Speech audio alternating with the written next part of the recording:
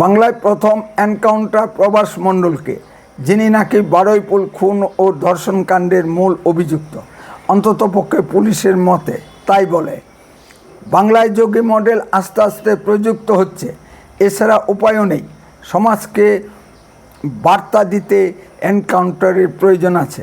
যেভাবে পশ্চিমবঙ্গের আইন শৃঙ্খলা পরিস্থিতি ভেঙে পড়েছে, সমাজ বিরোধীরা সমাজে দখল নিতে চাইছে, মাননীয় মুখ্যমন্ত্রীর সাবধানবাণীকেও পাত্তা দিচ্ছে না এক শ্রেণীর উন্মাদ জনতা। গত 15 বছরে যেভাবে এক শ্রেণীর উন্মাদ জনতার বারবারন্ত দেখা গেছে, যেন তেনতেই মানুষ নিজের হাতে আইন তুলে নিচ্ছে, তাতে এনকাউন্টার করার ভীষণ প্রয়োজন আছে। এছাড়া সমাজের শান্তি শৃঙ্খলা বজায় থাকবে না, সমাজের শান্তিপূর্ণ সহাবস্থান সম্ভব নয়। একমাত্র যোগী দাওয়াই ছাড়া সমাজের শান্তিপূর্ণ সহাবস্থান সম্ভব নয়। যে কোনো অজুহাতে মানুষ শান্তি শৃঙ্খলা বাহিনীর উপর আক্রমণ হানছে, পুলিশের গাড়ি পুড়িয়ে দিচ্ছে, রেল লাইন উপড়ে ফেলছে, এর একটা বিহিত হওয়া দরকার। এ অবস্থা একদিনে তৈরি হয়নি। গত 15 বছরে মমতা অভিষেকরা সমাজে শৃঙ্খলাহীনতা আস্তে আস্তে কায়েম করেছিল।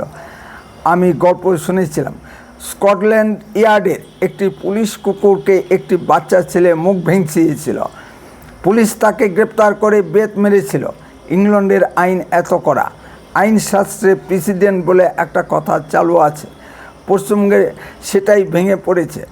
পুলিশ কড়া না হলে সমাজের শান্তি শৃঙ্খলা বজায় থাকবে না। বিরোধী রাজনৈতিক দল এবং মানবাধিকার কর্মীরা হয়তো আটকে উঠবেন, তাতে কিছু করার নেই। এই মানবাধিকার কর্মীরাই ধর্ষণকাণ্ডে সবচেয়ে বেশি সোচ্চার ছিল, তারাই গেল রব বেশি তুলেছিল, তারাই আবার এনকাউন্টার কাণ্ডে আরও বেশি সোচ্চার। তারা প্রশ্ন তুলেছেন, কেন বিচার করে মৃত্যুদণ্ড দেওয়া গেল না? তৃণমূল আমলে যেসব ধর্ষণকাণ্ড সংগঠিত হয়েছে, তাদের বিচার প্রক্রিয়ার মাধ্যমে অনেকে আইনের ফাঁকফোকর দিয়ে ছাড়া পেয়ে গেছেন। ধর্ষণের শিকার এমন কয়জনের ক্ষমতা থাকে আইনের সর্বোচ্চ মহল পর্যন্ত গিয়ে লড়াই করা? বাস্তব উদাহরণও আমরা দেখেছি। কামদুনি কাণ্ডে আসামিরা আইনে ফাঁকফোকর গলে জামিনে ছাড়া পেয়ে গেছেন। আইন অর্থবানদের জন্য সাধারণ অপরাধীরা আর্থিক দিক থেকে অনেক বেশি সাউন্ড হয়। তারা বড় বড় উকিল নিয়োগ করে মামলা লড়ে। যেমন ধরুন আরজিকর কাণ্ড, এক্ষেত্রে মূল অভিযুক্ত মমতা ব্যানার্জি, ভাই কার্তিক ব্যানার্জি এবং ভাইপো আবাস ব্যানার্জি। সিবিআই তদন্তকেও প্রভাবিত করে এদের নাম বাদ দেওয়া হয়েছে। তারপরেও আছে সুপ্রিম কোর্টে ভারত বিখ্যাত উকিল কপিল সিব্বল ও অভিষেক মনু সিংভি। এদের সঙ্গে লড়াই করার ক্ষমতা অভয়ের বাবা মায়ের আছে কি?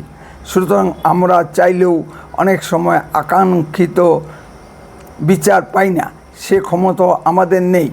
অন্যদিকে বিচার প্রক্রিয়া, বিচারপতিরাও ধোয়া তুলসী পাতা নয়, তারাও এই সমাজের অংশ। সমাজের যা অবক্ষয় তা তাদের উপরও বর্তায়। যেমন ধরুন সুপ্রিম কোর্টের প্রাক্তন প্রধান বিচারপতি ওয়াই.বি. চন্দ্রচূড়, তিনি স্বতঃপ্রণোদিতভাবে আরজিকর মামলা হাইকোর্ট থেকে সুপ্রিম কোর্টে টেনে নিয়ে গেছেন। কোন স্বার্থে? আমরা ভেবেছিলাম হয়তো ভালোর জন্যই নিয়ে গেছেন, কিন্তু আমরা দেখলাম শুধু কালক্ষেপণ করার জন্য নিয়ে গেছেন। লাভ কিচ্ছু হয়নি। পরে জানা গেল প্রাক্তন প্রধান বিচারপতির বিরুদ্ধে অনেক অভিযোগ উঠেছে। তাহলে বিচার প্রক্রিয়া সঠিক ও নিরপেক্ষ থাকে কি করে? যেখানে বিচারপতিরাই নিরপেক্ষ নয়, সেখানে নিরপেক্ষ বিচার পাওয়ার আশা করা বাতুলতা মাত্র। বিচার বিভাগের বিরুদ্ধে কিছু বলার দণ্ডনীয় অপরাধ, তবুও ভারতীয় বিচার বিভাগ সমালোচনার ঊর্ধ্বে নয়। বিভিন্ন সময়ে রাজনৈতিক নেতৃবৃন্দ বিচার বিভাগ নিয়ে প্রশ্ন তুলেছেন। মমতা ব্যানার্জি প্রশ্ন তুলেছেন। প্রশ্ন তোলার যথেষ্ট কারণও আছে। কোনো এক হাইকোর্টের বা সুপ্রিম কোর্টের বিচারপতির বাড়ি থেকে কোটি কোটি টাকা উদ্ধার করেছে পুলিশ। তাই আমি বলবো এনকাউন্টার করা সঠিক কাজ হয়েছে। পুলিশের ভূমিকা নিয়ে অনেক প্রশ্ন উঠতে পারে, সবকালেই প্রশ্ন উঠেছে। এই সাহসী সিদ্ধান্ত নেওয়ার জন্য মাননীয় মুখ্যমন্ত্রীকে ধন্যবাদ জানাই। যদি আপনাদের কিছু বলার থাকে কমেন্টে বলুন, আর লক্ষ্য রাখুন উত্তরে কণ্ঠের পর্দায়। বন্দে মাতরম, ভারত মাতা কি জয়।